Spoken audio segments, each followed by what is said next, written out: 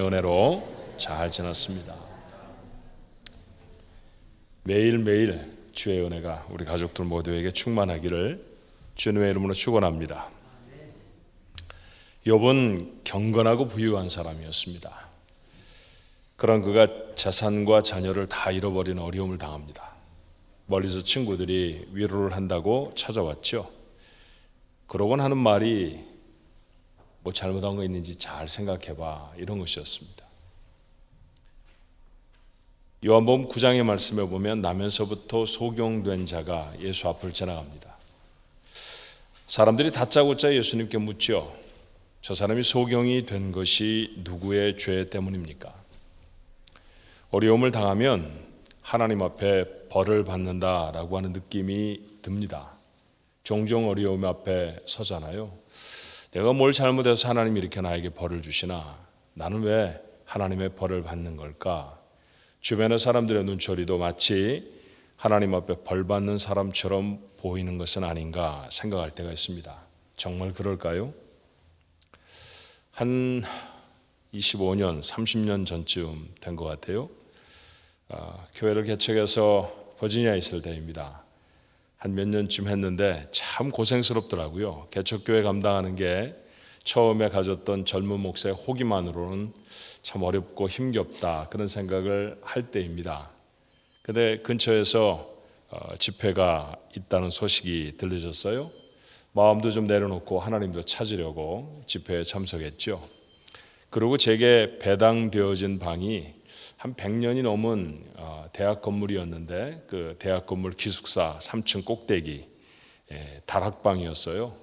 나무 냄새가 진하게 코를 찌르는데 아침에 잠이 깼습니다. 그리고 그날 아침에 큐티 경건의 시간을 한 본문의 말씀이 바로 이 요한복음 11장의 말씀이죠. 제게는 이 말씀이 얼마나 놀라운 힘이 됐는지 모릅니다. 제 인생에 몇 개의 손에 꼽을 수 있는 전환점을 이룰 수 있는 그런 깨달음의 말씀이었어요. 자, 오늘 본문의 사건이 일어난 장소는 베다니라는 곳입니다. 베다니는 예루살렘에서 한 2마일쯤 떨어진 감람산 동편 기슭에 자리 잡은 무화과가 많이 나는 작은 마을입니다. 그래서 마을 이름도 베다니였어요.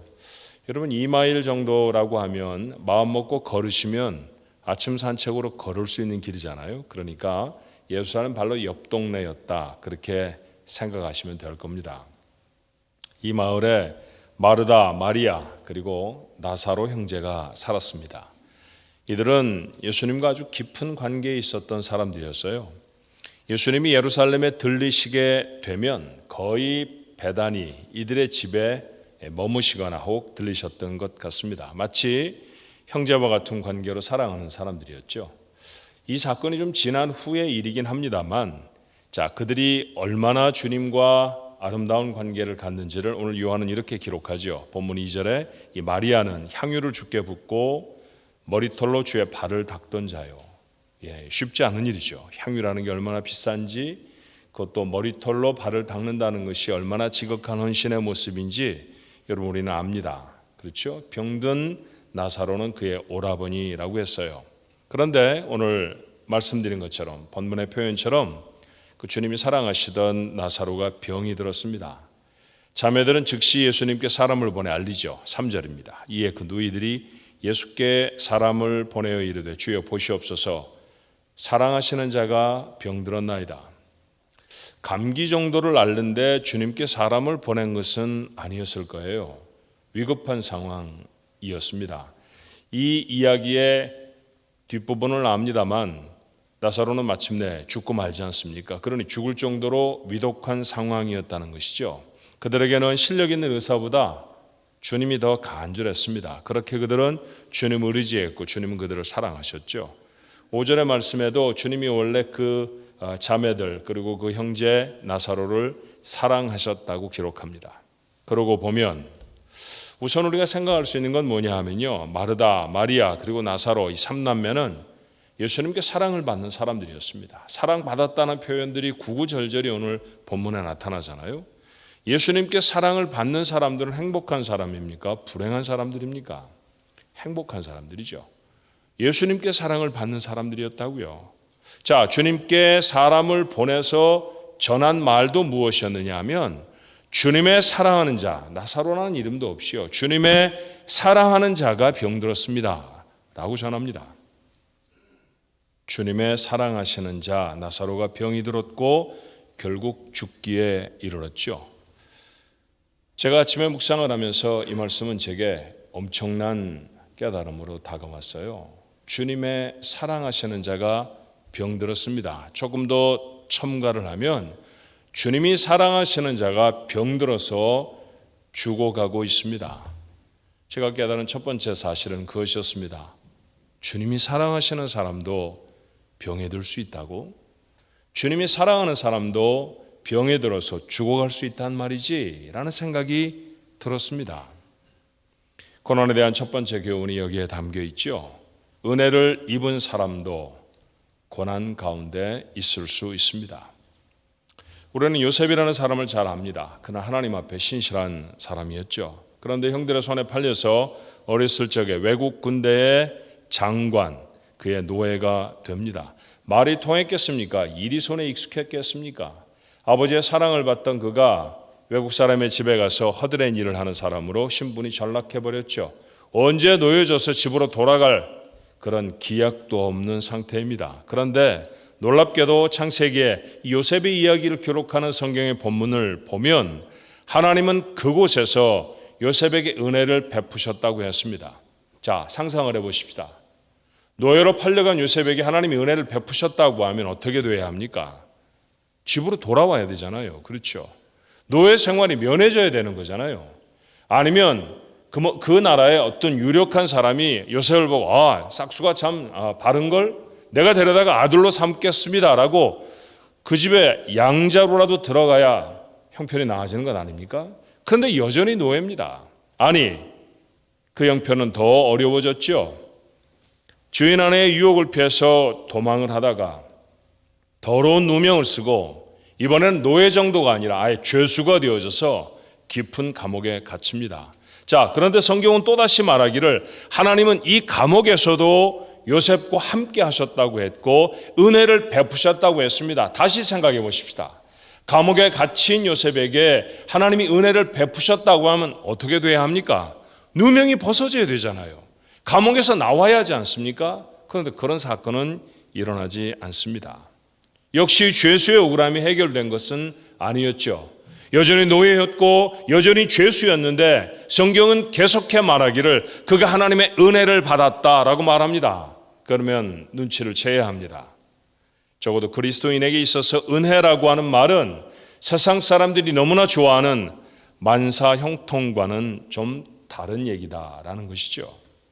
하나님이 사랑하시고 하나님이 은혜를 베풀어 주신 인생에도 고난이 있을 수 있습니다. 여러분 억울하시나요? 제게는 이 말씀이 얼마나 큰 위로가 됐는지 모릅니다. 사실 현실적인 어려움보다 목회를 감당하며 잘 되어지지 않고 정말 사람들에게 부대끼는 것 고통스러운 상황보다 더 큰 고통은 하나님이 내게 외면하고 계신 건 아닐까? 하나님이 나를 잊어버리신 것은 아닐까? 혹 더 나아가서 나는 지금 하나님께 벌을 받고 있는 것은 아닐까라고 하는 두려움이었어요. 여러분 살아가다 보면 우리가 만나는 고난 속에 그런 고민들을 할 때가 있잖아요. 하나님 나를 잊으셨나? 옛날에 내게 은혜를 베푸셨던 하나님 여전히 같은 하나님이신가? 라고 하는 생각이 슬며시 내 마음에 들지 않습니까? 그것이 가장 큰 어려움이고 가장 큰 고통입니다. 그런데 오늘 성경은 우리에게 무엇을 말해주나요? 나사로의 사건을 통해서 우리가 다시 점검해본 요셉의 이야기를 통해서도 은혜를 받은 사람에게도 고난이 있을 수 있다는 것이죠.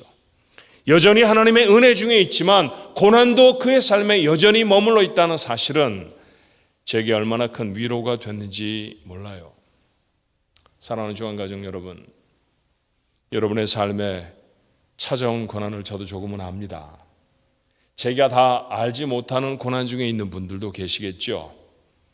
하나님의 도우심, 위로의 은혜가 여러분에게 있기를 간절히 바랍니다. 그런데 한 가지를 기억하십시오. 하나님이 사랑하시는 사람에게도 고난은 있을 수 있습니다.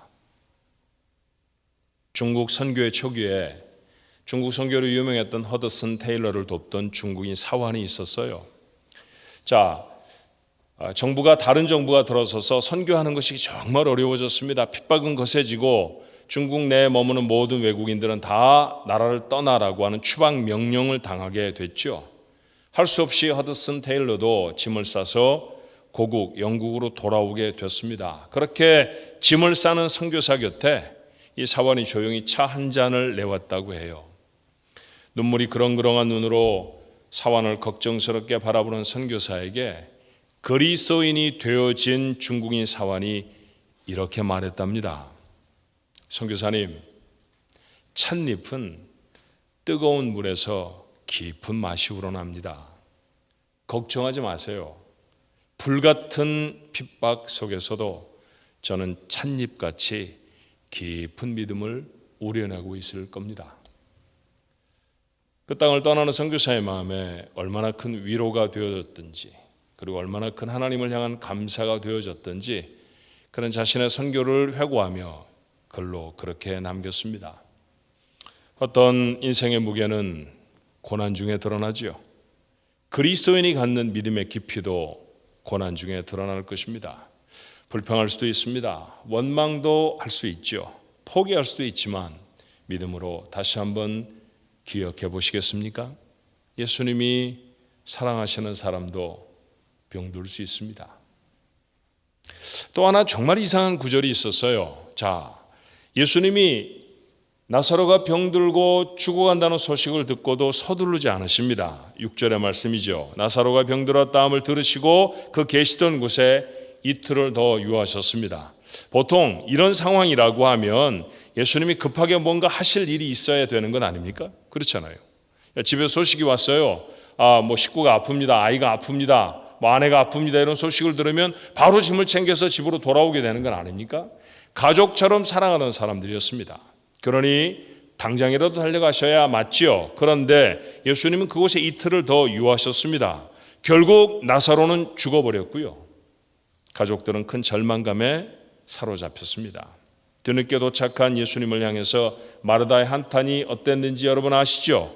요한복음 11장 21절에 이렇게 적어요. 마르다가 예수께 여짜오되 주께서 여기 계셨더라면 제 오라비가 죽지 아니하였겠나이다. 조금 일찍 오시지 그러셨어요. 이제 too late, 다 늦어버리지 않았습니까? 그런 얘기잖아요. 나사로가 병들어서 사람을 시켜 예수님을 찾아 어디에 있는지 수배를 하고 그에게 보내는데 며칠이 걸렸을 것이고요. 그 소식을 듣고 이틀을 더 지나시고 다시 예수님이 그곳을 떠나 나사로에게 오시는 데까지 또 며칠이 걸렸습니다. 그렇게 나사로는 예수님이 도착했을 때 죽은 지가 벌써 나흘이나 되었고요. 살은 부패 냄새가 나는 상황이었습니다. 도대체 뭘 더 어떻게 할 수 있습니까? 다 끝나버린 일 아닙니까? 조금 일찍 오실 수는 없었을까요? 예수님은 왜 지체하셨을까요? 우리가 생각하는 것처럼 나사로를 고쳐주시는 것보다 더 중요한 일을 하셔야 했기 때문일까요? 자, 그렇지는 않은 것 같아요. 왜냐하면 요한은 예수님이 마르다 자매의 전가를 받으신 후에 어떤 일을 하셨는지 전혀 기록하지 않습니다. 소식을 들으셨다, 이틀을 더 유하셨다 사이에 아무런 기록이 없어요. 만약에 주님이 정말로 중요한 일을 하셨다고 하면 그 사이에 기록이 남아있을 것입니다. 무엇을 하셨다고 하는 일들이 요한에 의해 기록되었을 거예요. 그러니 우리가 상상해 보건대 중요한 일은 없었다는 얘기죠. 어떻게 보면 예수님은 나사로가 죽기까지 기다리시는 것 같습니다. 자, 7절의 말씀은 이렇죠. 그 후에, 이틀이 지난 후에라는 말입니다. 제자들에게 이르시되 유대로 다시 가자. 예루살렘에 가시자라는 말이고 베다니에 가서 나사로의 집을 방문하자라는 말씀이죠. 이 말씀을 하신 후에 11절의 말씀에 보니 이르시되 우리 친구 나사로가 잠들었도다. 주님이 말씀하신 잠들었도다라는 말은 죽었다라는 말입니다. 그러나 내가 깨우러 가노라. 살리러 가신다라는 말씀이죠. 나사로가 죽었다는 사실을 아시고 나서야 비로소 제자들에게 베다니로 가자고 말씀하셨다는 것이죠. 자, 이 말씀을 통해 고난 앞에 서 있는 우리 인생들이 얻을 수 있는 또 하나의 교훈은 무엇인가요? 하나님의 시간은 우리의 그것과는 사뭇 다르다는 것이죠. 모세는 120년을 살았습니다. 인생을 정확하게 세 등분으로 나눌 수 있는 것 같아요. 앞선 3분의 1 40세, 그리고 들판에서 목자로 살아가던 40세, 40년, 또 이후에 이스라엘 백성을 인도해내던 40년, 그렇습니다. 자, 맨 앞에 있었던 40년 그의 신분은 무엇이었나요? 이집트의 왕자였습니다. 우리말보다 영어가 좀 마음에 더 걸리죠. 프린스 오브 이집트, 만화영화의 제목이기도 합니다만, 그냥 이집트의 왕자 이렇게 들었을 때보다 프린스 오브 이집트니까 더 폼나는 것 같더라고요. 더 멋있는 것 같고, 와, 왕자였구나. 대단한 나라의 왕자였습니다. 대단한 권세를 주고 있는 사람이 어머니였습니다. 자, 그랬던 40년, 그는 썸바디였죠.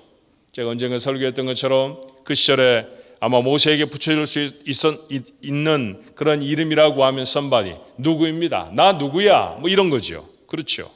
그때 사용되었으면 얼마나 멋있었을까요? 동원할 수 있는 군대도 있었을 것이고, 왕자님 그러며 순종해 주는 사람도 있었을 거 아닙니까? 그런데 하나님 침묵하십니다. 하나님 그를 부르지 않으세요. 그리고 마침내 살인자로 몰려서 광야로 내몰려지고 그곳에서 40년 목동으로 살아가는 동안에도 하나님 그에게 침묵하시는 것 같습니다. 여러분의 인생을 견주어도 아시겠습니다만 40년이라는 세월이 짧은 세월은 아니잖아요. 하나님이 돌아보지 않으십니다. 모세가 반복해 그의 마음에 생각하지 않았을까요? 벌 받는 거 아니야? 하나님은 왜 나한테 이렇게 하시지? 내가 하나님의 사람들을 돕겠다고 한 일이 정말 잘못이었나? 뭐 이런 반문들을 계속하며 아마 그는 점차 늙어갔을 거예요. 그런데 80이 되던 어떤 해, 그때를 표현한다고 하면 잊혀져 버린 사람이죠. 이제 더 이상 그는 이집트에 아무런 영향력도 발휘할 수 없는 사람이고요. 육체적으로도 여든이나 되어져서 무언가를 힘있게 발휘할 수 있는 나이도 아니었습니다. 그런 나이에 노바디였죠. 아무것도 아니었던 그에게 하나님은 나타나십니다. 아무도 예상할 수 없었던 시간이었어요. 사람이 견주어 생각한다고 하면 40대에 부르셨으면 정말로 좋았겠습니다. 그런데 하나님 그때 부르지 않으시죠. 다 잃어버린 것 같았던, 아무것도 아닌 것 같았던 80에 하나님은 그를 비로소 부르십니다. 사람의 시간과 하나님의 시간은 다르지요. 다윗은 사울의 추격을 피해 광야로 내려갑니다. 정말 많은 위기가 있었어요. 그런데 하나님이 그 위기 때마다 그를 건지셨죠. 피할 길을 내주시기도 했고 도움의 손길들을 그에게 허락해 주시기도 하셨습니다. 그런데 블레셋 왕 앞에서 미친 척하면서 목숨을 구걸할 때에도, 아둘람 굴에 숨어 통곡을 할 때에도 하나님 그의 광야를 끝내지 않으십니다. 은혜를 받았죠. 아둘람 굴에서 나올 때 나는 이제부터 하나님을 찬송하리로다, 내 마음이 확정되고 확정되었다 부르짖었지만 여전히 그가 딛고 있는 곳은 왕궁이 아니라 광야였습니다. 블레셋 왕 앞에서 미친 척하고, 자, 저 미치광이를 왜 데려왔느냐, 그냥 살려줘라, 그냥 근처에서 살게 해, 겨우 목숨을 부지하고 나왔을 때에도 그에게는 약속된 것이라고는 아무것도 없는 광야였습니다. 하나님 그 광야를 해결하지 않으십니다. 주님이 십자가에 못 박힌 날을 우리는 금요일로 합니다. 제자들의 가슴에도 예수님이 십자가에 못 박히는 장면을 보았던 마리아를 비롯한 주님을 사랑했던 여인들의 심장에도 아무도 대못이 하나씩 박히지 않았을까요? 하나님께 뭐라도 해달라고 부르짖지 않았겠습니까? 하나님 좀 못을 다 빼주세요. 예수님의 손발에 못을 박는 군병들이 천벌을 받게 해주세요. 벼락이라도 왜 내리지 않으십니까? 왜 벼락이라도 쳐서 저 십자가를 부러뜨리지 않으시나요? 예수님을 좀 살려주세요. 그래 기도했던 사람은 없었겠습니까? 아마 우리가 그 자리에 있었다고 하면 우리 중에 몇몇은 반드시 그랬을 것입니다. 제가 그랬을 것이기 때문입니다. 그런데 토요일 아침이 밝을 때까지 아무 일도 일어나지 않습니다. 하나님은 마치 이 세상에 계시지 않은 것처럼 아들의 죽음 앞에도 침묵하셨고요. 그 다음날 하루도 종일 아무런 일도 일어나지 않았습니다. 맑은 하늘에 해는 떴고요. 사람들은 열심히 이곳저곳으로 부지런히 움직이며 6월절 잔치를 준비합니다. 누군가의 집에서는 고기를 만들고 누군가의 집에서는 음식을 만들었겠죠. 그렇게 동네 골목골목이 음식 냄새가 가득한데 예수님을 죽여버린 사람들은 벌을 받지도 않고 죽임을 당한 예수님은 살아나지도 않으십니다. 제자들의 마음은 어땠을까요? 주님의 죽음으로부터 부활까지의 3일, 사흘은 긴 시간은 아닙니다. 하지만 절망했던, 주를 사랑했던 사람들에게는 아마도 천년 같은 시간 아니었을까요? 그 긴 시간이 지나고 나서야 주님은 부활하십니다. 십자가를 부러뜨리시도, 십자가에 못 박는 사람들에게 천벌을 내리시도 않고, 토요일은 아무 일도 없었다는 듯이 그렇게 넘기셨다가 사람들이 아무도 예상하지 못했을 때 향품이라도 좀 더 바를까라는 기대로 무덤을 찾아갔던 여인들에게 부활하신 주님이 나타납니다. 하나님의 시간은 우리의 시간과는 다르지요. 하나님은 우리를 끔찍이 사랑하시지만 때로 우리를 고난에서 쉬 건져주시지 않습니다. 하지만 우리는 분명히 믿어요. 내가 나를 아는 것보다 나를 지으신 하나님이 나를 더 잘 아실 것입니다. 내가 나를 위해서 세운 어떤 계획보다 하나님이 나를 위해 더 귀하고 더 아름다운 미래를 계획하시는 줄로 믿습니다. 그렇다고 하면 고난을 어차피 경험하고 지나가야 하는 우리 인생들이 마음에 담아야 할 결단이 있잖아요. 첫째는 절망하지 않아야 합니다. 어떤 순간에도 설령 그것이 생명을 잃어버리는 것이라 해도, 자신의 사랑하는 사람을 이 땅에서 더 이상 만날 수 없는 것이라 해도 결코 변하지 아니하는 것은 하나님이 나를 사랑하신다라는 사실입니다. 다니엘은 신실한 하나님의 사람이었죠. 모함에 빠질 것을 알면서도 그는 늘 하던 대로 하나님께 기도했습니다. 그리고 예상했던 것처럼 그를 미워하고 그를 어려움에 빠뜨리려고 했던 사람들의 계획대로 그는 체포당하였고, 왕 말고 다른 신에게 절했다라고 하는 죄목수로 사자굴에 던져집니다. 그런데 여러분, 그 다음에 일들을 아시잖아요. 하나님은 사자들의 입을 막으셨고요, 그 극렬한 고난을 통해서 페르시아 지역의 강자였던 다리오 왕, 그가 하나님을 깨닫도록 역사하십니다.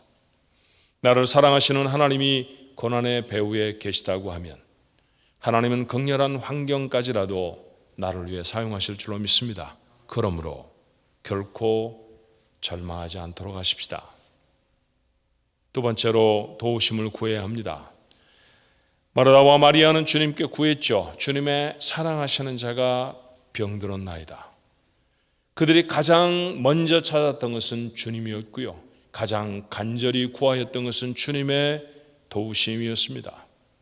고난 중에 모세는 어김없이 기도했고 다윗은 눈물로 부르짖었습니다. 예수님 자신도 십자가를 앞두고 어떻게 하나님 앞에 간절히 기도하셨는지 우리는 모르지 않습니다. 끝을 모르는, 얼마나 더 고통스러울지 모르는 그 불확실성이 고난 중에 있는 우리들을 더 힘들게 하지요. 그럴 때 우리가 할 일은 확실하신 하나님을 기도로 붙드는 일입니다. 어차피 이 세상의 모든 사람은 예수를 아는 사람이건 구원을 받은 사람이건 구원받지 못하고 예수님을 모르는 사람이건 다 불확실한 시간을 살아갑니다. 내일을 아는 사람은 이 세상에 아무도 없습니다. 그 불확실함 속에 걸음을 내딛는 우리, 무엇을 해야 할까요? 그 불확실함 속에 불안해하는 것이 아니라 가장 확실하신 하나님의 손을 붙드는 것이죠. 나는 그것이 기도라고 믿습니다. 그러니 고난을 당하였을 때 멈추지 말고 기도하십시오. 마지막으로 기다려야 할 것입니다. 하나님이 우리를 위해 무슨 일을 어떻게 하시는지 기다려야 하지요. 출애굽한 이스라엘은 며칠이 못 되어서 홍해를 만납니다. 이 소식을 들은 바로는 군대를 동원해서 이스라엘에게 달려왔죠. 뒤는 죽음의 군대가 다가오고 있고요, 앞에는 건너갈 수 없는 죽음의 바다입니다. 이래도 죽고 저래도 죽는 거예요. 벗어날 길도 방법도 없어 보입니다. 백성들은 아홉성을 쳤지만 역시 모세입니다. 모세는 하나님 앞에 무릎을 접었어요. 그리고 기도합니다. 하나님은 그에게 응답하셨죠. 응답을 들었 새로운 용기를 가졌던 모세 일어납니다. 그리고 백성에게 이렇게 말해요. 출애굽기 14장 13절입니다. 모세가 백성에게 이르되 너희는 두려워하지 말고 가만히 서서 여호와께서 오늘 너희를 위하여 행하시는 구원을 보라. 너희가 오늘 본 애굽 사람을 영원히 다시 보지 아니하리라. 얼마나 담대한 소리인지 몰라요. 죽음이 서서히 가까워옵니다. 참혹한 환경이 우리에게 있을 것이라고 모두가 다 예상합니다. 그런데 그 가운데 일어선 한 사람 모세는 말하죠. 가만히 있어. 아무것도 할 필요가 없다. 가만히 기다려라. 가만히 기다리며 하나님이 우리를 위해 무슨 일을 하시는지 보아라. 얼마나 놀라운 선언인지 몰라요. 고난을 당하면 괜스레 걸음도 마음도 바빠지지요. 잠시 걸음을 멈추십시다. 하나님이 우리를 위해 하실 일이 있지 않겠습니까? 정신없이 하나님의 뜻과 하나님의 계획과 다른 곳으로 다름질해봐야 그곳에서 얻을 유익은 없습니다. 좀 늦는 것 같아도 잠시 멈춰서서 오늘 모세가 우리의 마음에 담아준 말처럼 하나님이 하시는 일을 좀 보도록 하십시다. 가만히 서서 여호와의 구원을 목격했던 이스라엘처럼 하나님의 일을 만나도록 인내함이 우리의 삶에 필요하지 않을까요? 고난의 광야를 지나가지 않는 하나님의 사람은 한 사람도 없습니다. 야곱은 루스 광야에서 하나님을 만났고 다윗은 광야에서 이스라엘의 왕으로 다듬어졌습니다. 세례 요한은 광야에 외치는 소리라고 했고요. 바울은 교회 일꾼으로 부름받기 전에 아라비아 광야에 3년의 시간을 먼저 거쳐야 했습니다. 성경의 마지막 책 요한계시록을 쓰기 위해 요한이 불려갔던 곳은 도서관이 아니었어요. 반모라고 하는 섬이었습니다. 묶어두지 않아도 도망칠 곳이 없는 바다 위의 광야 아닙니까? 예수님의 공생애는 광야에서 시험을 받으심으로 시작되었죠. 초대교회 성도들은 광야라고 하는 그 박해라고 하는 그 광야를 지나서 우리에게 신앙을 전해 주었습니다. 오늘 하나님이 사랑하시는 나도 광야를 지납니다. 실망할 일이 아닙니다.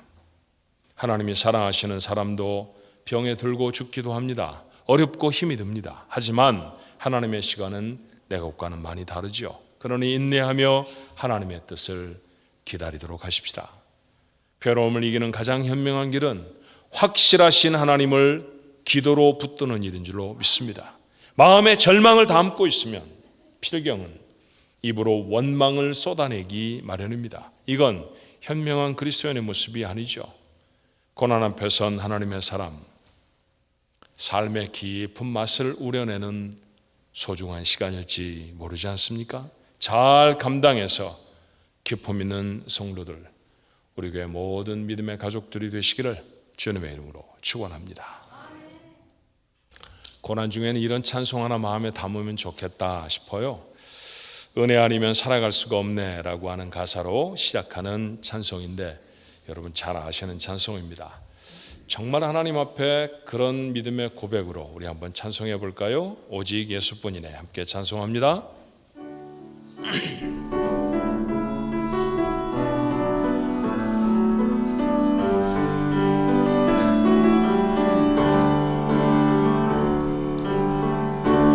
은혜 아니면 살아갈 수가 없네. 호흡마저도 주의 것이니 세상 평안과 위로 내게 없어도 예수 오직 예수뿐이래. 크신 계획 다 볼 수도 없고 작은 고난에 지쳐도 주께 묶인 나의 모든 삶 버티고 견디게 하시네. 은혜 아니면 살아갈 수가 없네. 나의 모든 것 다 주께 맡기니 참된 평안과 위로 내게 주신 주 예수 오직 예수뿐이네. 한번 다시 부를까요? 은혜 아니면 살아갈 수가 없네. 호흡마저도 다 주의 것이니 세상 평안과 위로 내게 없어도 예수 오직 예수뿐이네. 크신 계획 다 볼 수도 없고 작은 고난에 지쳐도 주께 묶인 나의 모든 삶 버티고 견디게 하시네. 은혜 아니면 살아갈 수가 없네. 나의 모든 것 주께 맡기니 참된 평안과 위로 내게 주신 주 예수 오직 예수뿐이네. 우리 시간에 같이 한번 하나님 앞에 기도할까요? 혹시 어떤 고난을 당하고 계시나요? 힘이 없고 어려워서 절망스럽고 고통스러워 하나님에게 버림받은 거 아닌가 하는 그런 생각이 혹시 드시지는 않습니까? 그럴 때에도 여전히 우리 하나님을 한번 의지해 볼까요? 하나님, 사랑하는 자도 병들 수 있다는 사실을 오늘 알았습니다. 고난 중에도 하나님을 놓치지 않게 하여 주옵소서. 하나님 아버지, 절망하지 않게 하시고 하나님의 도우심을 구하는 기도가 우리에게 끊임없이 하나님 앞에 드려지게 도와주옵시고 그리고 인내할 수 있게 도와주옵소서. 그리고 하나님 제가 당한 이 고난 하나님 이기게 하여 주시옵시고 하나님의 은혜로 견디게 하시고 하나님이 뜻이 이루어지는 귀한 시간이 되게 해 주옵소서.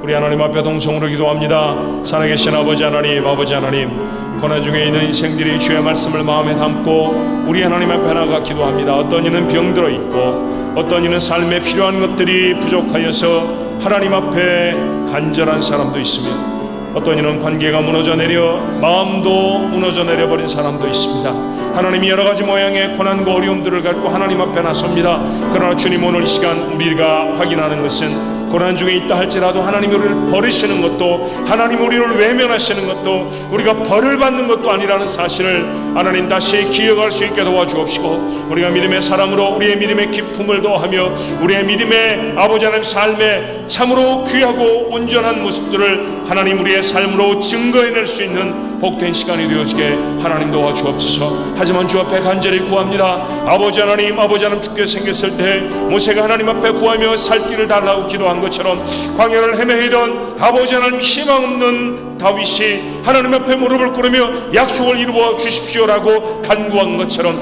오늘 시간에 주의 백성들이 하나님 앞에 기도하오니 주님 저들의 병을 낫게 하여 주옵시고 저들의 부족을 채워 주시옵시고 저들의 문제를 해결하여 주시옵시고 하나님이 원하시는 대로 주 앞에 설 수 있게 아버지 도와 주시옵소서.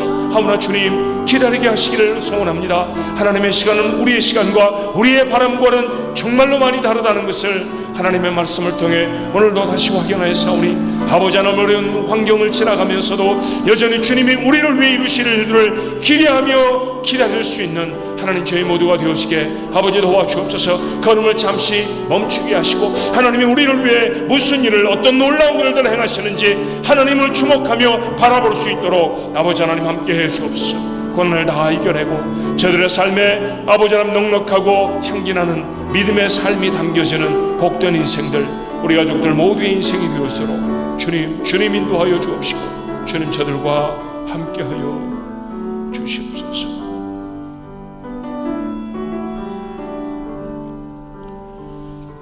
사랑하시는 하나님 아버지, 네 그렇습니다. 우리는 하나님을 부를 때 나를 사랑하시는 하나님 그렇게 부릅니다.